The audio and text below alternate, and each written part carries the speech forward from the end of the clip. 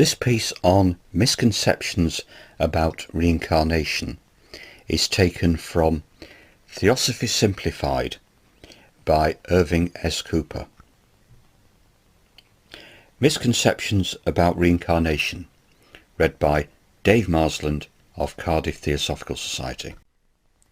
One of the current misconceptions about reincarnation, which prevents a consideration of the idea by thoughtful people, is that it teaches the return of a human being to the body of an animal, that next life we may be born as a dog or a horse. This point of view is obviously so absurd that it seems foolish to mention it. Yet people who ought to know better seriously advance it as an argument against reincarnation.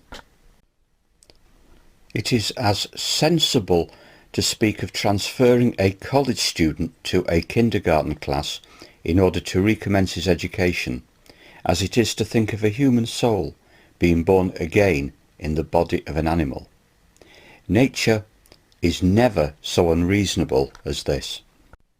Progress is forwards, not backwards. So as we advance, we always come back in human bodies, each one a little better than the previous one. Sometimes it is true, for some grievous fault, we may during one incarnation retrace our steps to a slight extent to take birth in a less advanced type of body and under less favourable conditions. But this retrograde movement is only apparent and not real. Even as the backward movement of an eddy in the flowing water of a river does not change the forward course of the stream. Another misconception is that we are born immediately. Careful investigation has shown, however, that this rarely happens, and that the normal interval between one life and another varies from a few score years in the case of an undeveloped soul to 20 centuries or even more in the case of a far advanced type.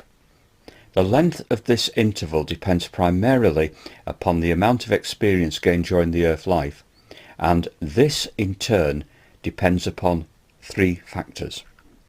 1. The length of the physical life. The longer the life, the more experience. 2.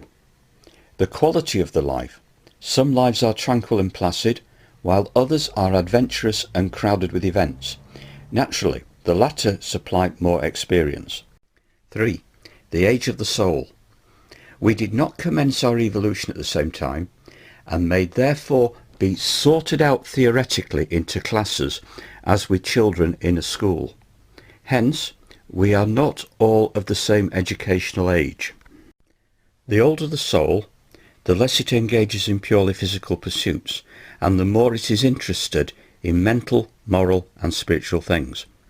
Naturally, activities of the latter type, inasmuch as they are expressions of our larger life in the subtler worlds, give us more to think over and assimilate during the interval between one life and the next.